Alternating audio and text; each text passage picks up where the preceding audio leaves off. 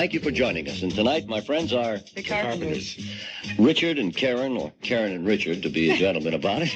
Karen, tell us a little bit about the Carpenters' background, where you were born and so forth. Let me see. We were born in New Haven, Connecticut. We were there for quite a while, till I think I was 13 and Richard was 16. And then we moved to Los Angeles in, August of 63? Or June of 63, something like that.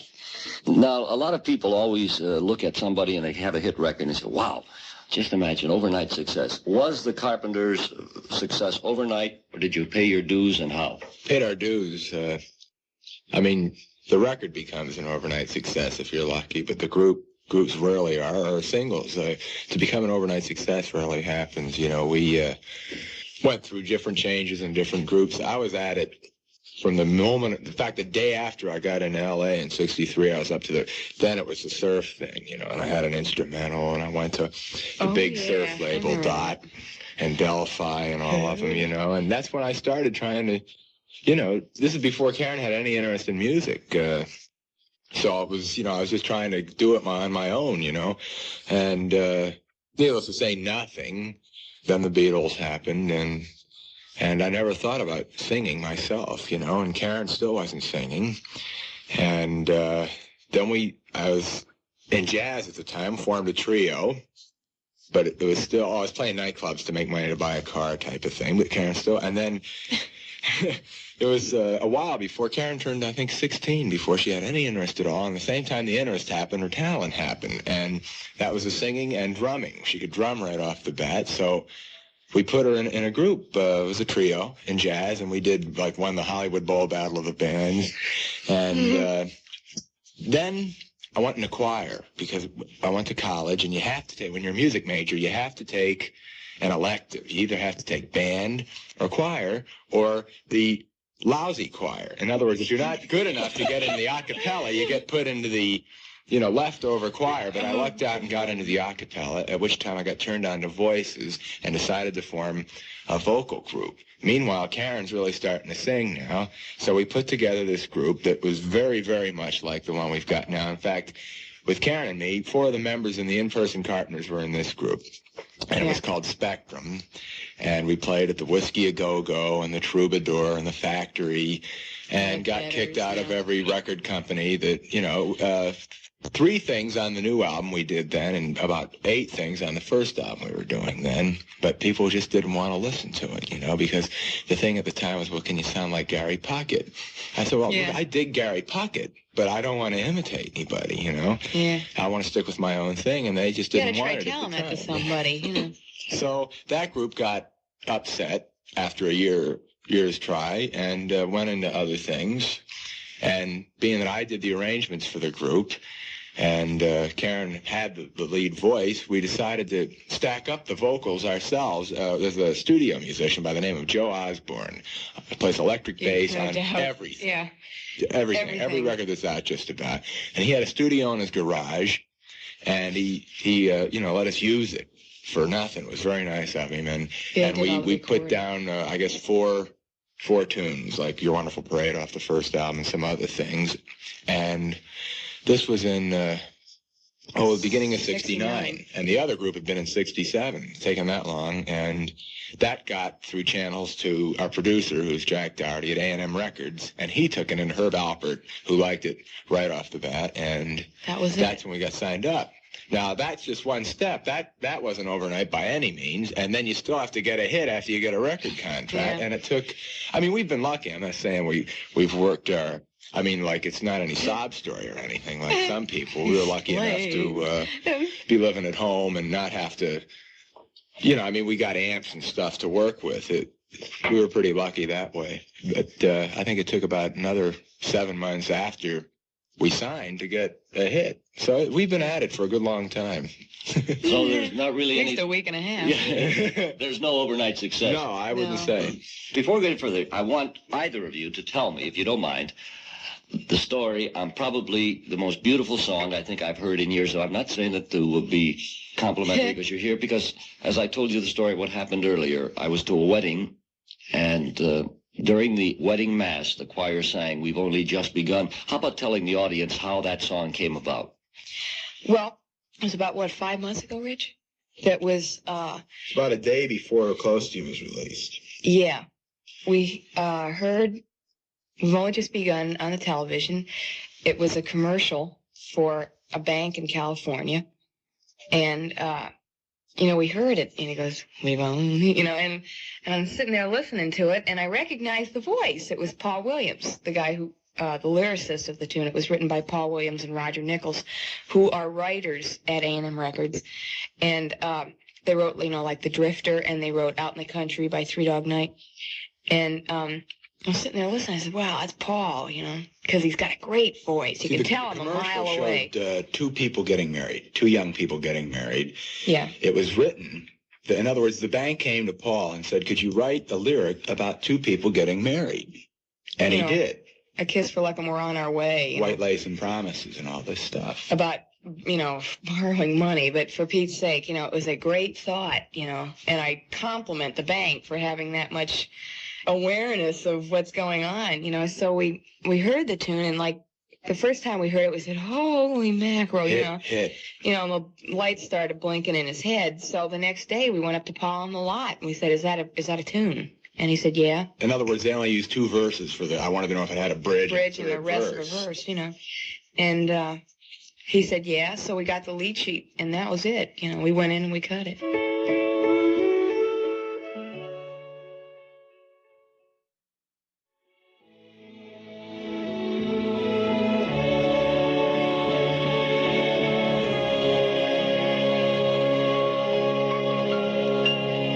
Do you feel that today's young artists, the new groups that are coming up, the new singers, are really interested in becoming artists, performers, entertainers, or are they just interested in getting on stage and doing their thing? And if the audience thinks it, fine. If they don't, tough. You mean we're only in it for the money type of thing? No, not so much that, but a fellow that gets, or a singer that gets so much into it that he doesn't try to reach out to his audience. He just gets up there and says, does it for himself? Yeah. Yeah, there's two schools of thought on that. I mean, one is that, the cat's so into his music. He's such an artist, sort of like the temperamental artist, who says, hey, we'll never solve my work, or you're all crazy, I'm a genius, or whatever. That the guy gets so hung up with what he's doing, and he believes so much in what he's doing, that nothing's going to change him. And then there's the other school is that, you are your audience. In other words, your audience made you what you are. They buy the records. All you do is make them, if the people don't buy them, you won't ever be anything. I mean, as far as getting to where you want to be, if you want to be famous or well-known or whatever, have your work recognized. If you don't recognize that the audience made you, I think, you're in a pretty, I think it's pretty unfortunate myself. I mean, we believe in our music, but we also realize that, without the audience, it's all over, Have you worked to a bad audience, or is there such a thing as a bad audience? Well, it's been said that an audience isn't bad, that the act just doesn't fit the audience. I think that you may not fit an audience, It's not that the audience hates you or anything like that. It's just that maybe they aren't cut out for what you're... Maybe you're opening the show for somebody else or something, and they're there to see the headline. Whether you've got hits or not, some people don't know that you've got hits. Mm-hmm. In other words, if you got bad, somebody that wants to go see Frank Sinatra, and Frank Sinatra's their favorite person in the world, and the Beatles just happen to walk in and say, hey, we're going to do a show, although, I mean, if somebody found out, they'd probably, die that the Beatles were there, but the people that were there to see Frank Sinatra are still going to say, oh, man, I'm here to see Frank Sinatra, man. Yeah. He's the greatest. If you get into that kind of situation, you're kind of sunk, and it's unfortunate. I mean, that's all you can really say about it. I mean, it's not funny in the least when you get stuck playing to somebody that isn't your audience. I think when an audience comes to see you, there's nothing better, Yeah, they're good audiences. Well, have either of you ever entertained the thought while you were on stage at any time of walking off, or have you ever walked off? No, we've never walked off. Have we ever had any thoughts of walking off? Wait a minute, let me think. Not really, no. I mean, there's sometimes really gotta you get a little upset when you Get finish hot to walk off. finish close to you or have only just begun to an audience that's not yours, and they just sit there. They don't even clap. Nothing, not even token. They just sit there. And it sort of upsets you, to be honest, because, you just sell 2 million records of that, but that's what I mean. The person has never heard of Close to You or the Carpenters or whoever you are.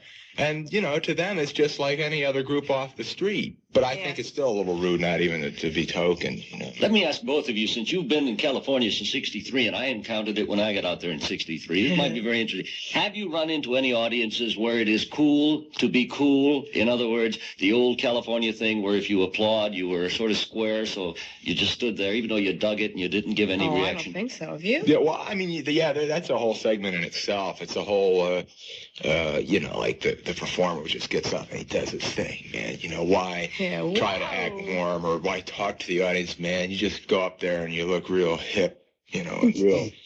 It's that new thing, like some of the, the pictures of the groups on the covers are just looking straight on like Mount Rushmore or something. No. Do you have any thoughts for or against bubblegum music? Quote.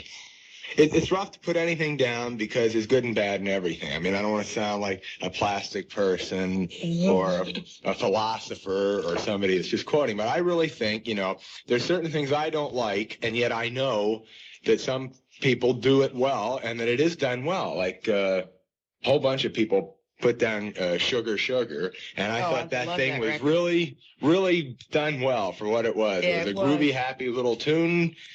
Even though there was no such group as the Archies, it was done fantastic, Yeah, I really dug that tune.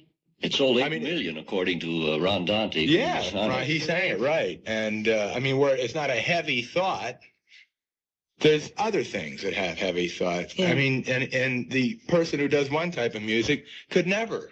The best in one field could never even do something in another field and vice versa. So I don't think you should put it down. You should just say, for what it is, it's either good or bad. Of course, there's bad bubble gum and there's good bubble gum. You sound like a politician. Well, there's bad now I'm going to make you sound like a politician. What are your feelings on the United States' involvement in the Vietnam War? Oh, I think I better let him steam first. Oh, well, I'm completely against it. I mean, I think it's a complete waste. Yeah, I'm not studying on it or anything, some people, they know every little thing about it, so I've just, it'd be a generalization, but I don't think, first of all, nothing's ever going to be settled.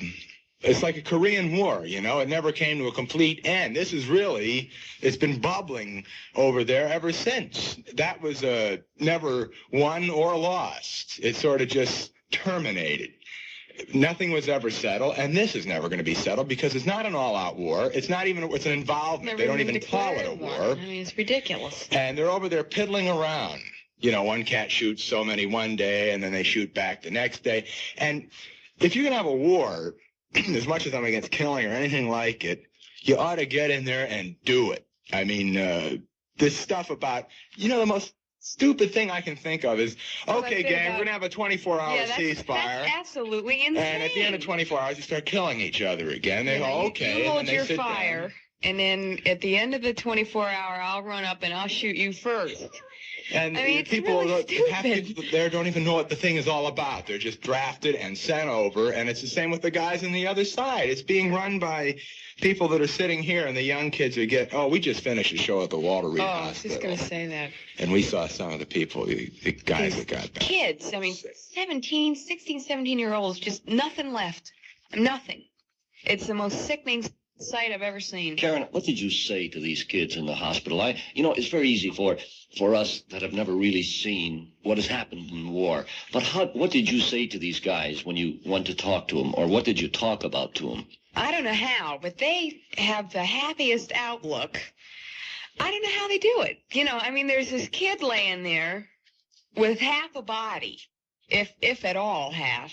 It's just ridiculous. And he's saying, well, in another 9 years or so, they'll piece me back together, and then I'll get to sit in a bed for the rest of my life and put shoestrings together. And he's real flipped out over that. Well, you have to, I mean, it's whether you're going to let it's happened, and there's nothing you can do about it, even though it's very unfortunate. And you're going to have to, whether it's going to let it get you down in other words, the guy's 18 years old, and he's probably going to live until he's 75. Yeah, and I don't know how they could have such a great outlook. I mean, it's fantastic. It really flabbergasted me.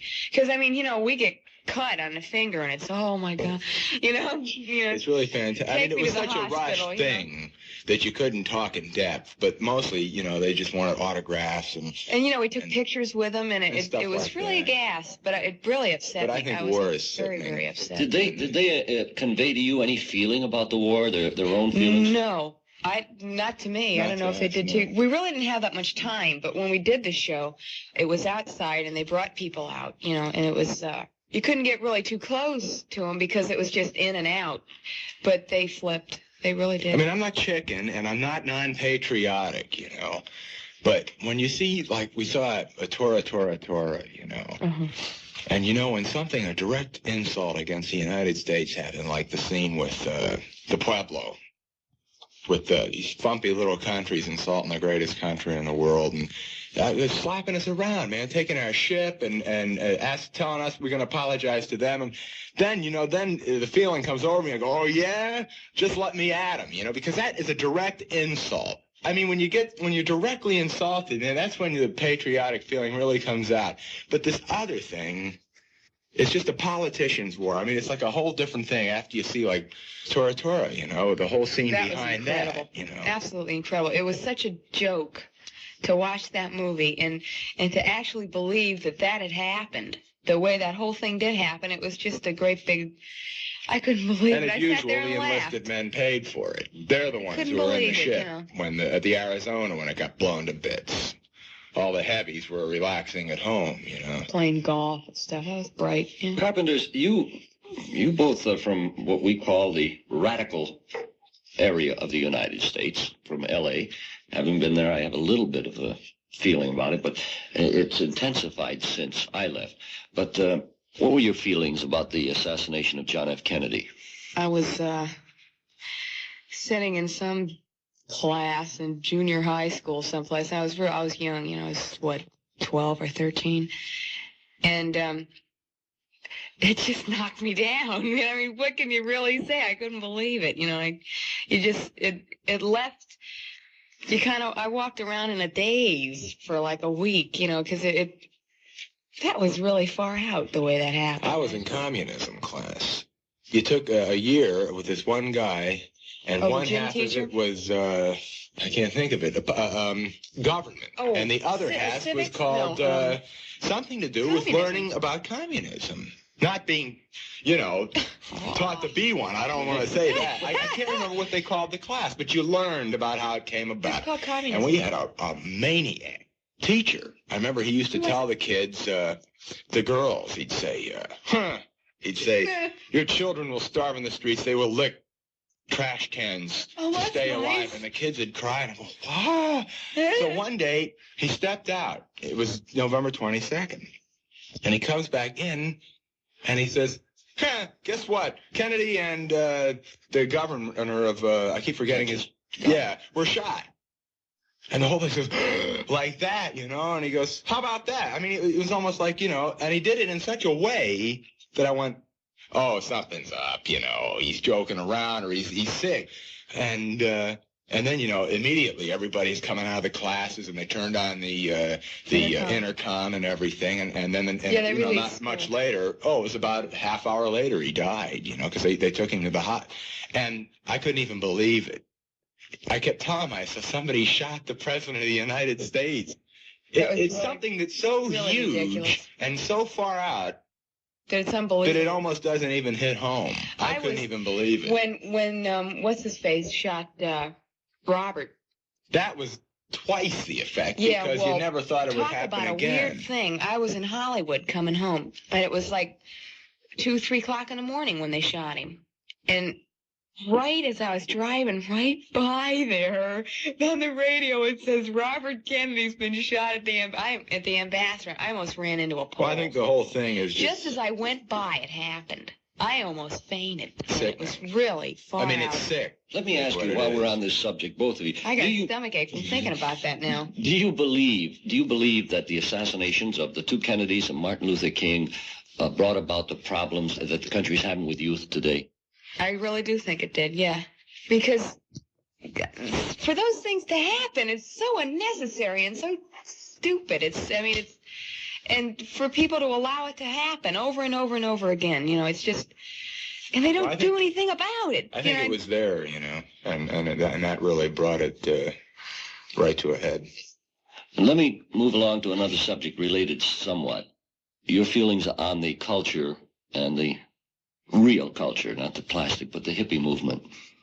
I think, the basic concept, the thought, their ideals are... About the, brotherhood. I mean, half of me because of the way I was raised, half of me is one way, and half is another. Like, I mean, I dig some of their ideals and their ideas.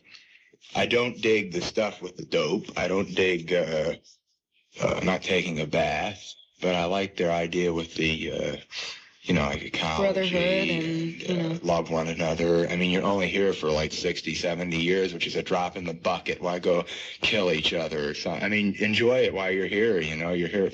That I go for, and yet the other part of me, I mean, where I go for like long hair and I'm very open-minded, I can't say that I hate money, because I like it. I like the finer things in life. I mean, I'm sort of divided each way. And then, like some people, they think I'm a hippie. I mean, people just don't know. They think anybody that wears a bead or has their hair halfway over their ears is a hippie. People came up to us after we played a concert and said, "Oh, you're nice hippies." Yeah. I mean, what a dumb thing to say, They're all nice. I mean, I'm not a hippie. I mean, I'm not saying, but on the other hand, the people that are burning down the colleges, they weren't the original hippies. No. They weren't into any of that at all. They just wanted to do their thing and not bug anybody or have anybody bug them. But like our president, he thinks that anybody with long hair is going to burn down a college and pitch rocks. The other night, I was rather insulted. I pay a hell of a lot of taxes, and I voted for him. And I got long hair, And he's coming on with this routine that just because if you've got long hair, you're a revolutionary. What kind of thought is that? I mean, I'm not backing burning down the colleges. I think education definitely, after 5 years of college, which is a joke, definitely needs a change. No two ways needs a change. You can't believe it. Let me interrupt you. You just hit on a beautiful point. You said education is a joke. Would you expand on that?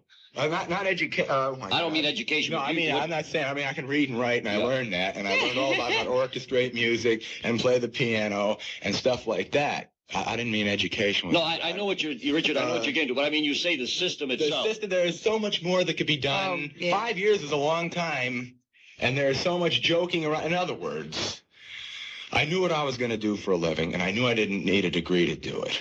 Okay. So, because the school I went to was a teacher's college, they turn you out 4 years, you get a degree, and music means nothing. 4 years, you have to go a fifth year to get a teaching credential to make $7,000 a year. I wasn't in for it. I just wasn't going to do it. But I wanted to learn, the techniques of music and harmony, so I went to college. But while I was there, you have to take other classes. And, man, there are people teaching the classes that don't know any more about what they're teaching than the man in the moon. We had a cat in one class, a doctor, who came in and says what they did was they reduced harmony from 3 semesters to 2. And that means you had to condense 3 semesters into 2, and he turned his class down. He was assigned to that class, and he actually came in and says, they switched classes because I can't condense. I don't have it up here. At least he was honest about it. Then he says, so I'm going to teach counterpoint, which is a class you take in music. He says, I don't know anything about counterpoint, so here's the book. I'll read a chapter ahead of you.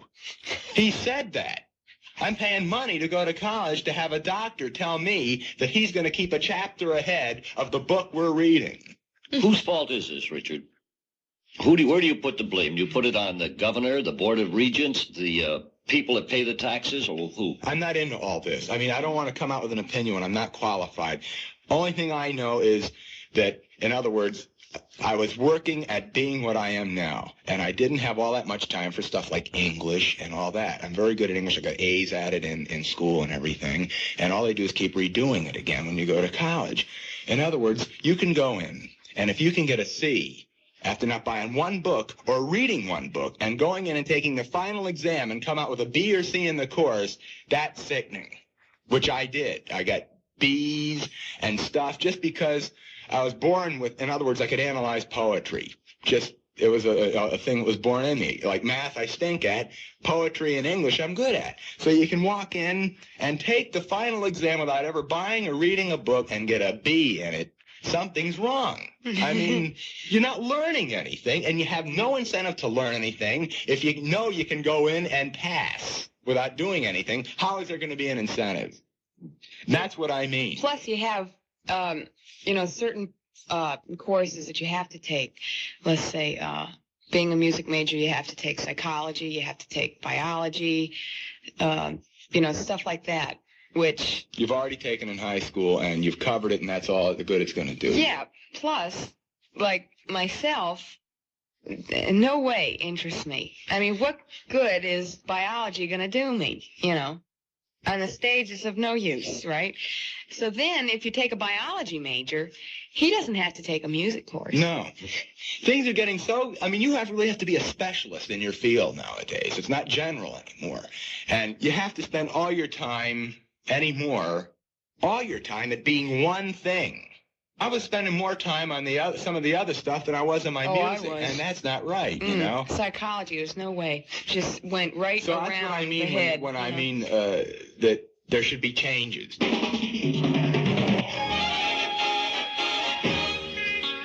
Richard and Karen, that music means our time has run up. I'll tell you what, we'll pursue this subject further next week, and I hope all of you listening will join us when the Carpenters, Karen and Richard, will be back. We'll be hearing more of their songs and more of their thoughts on many things. Engineering, Dave Schusler. Musical production, Bernie Moralia. This is Dick Biondi speaking.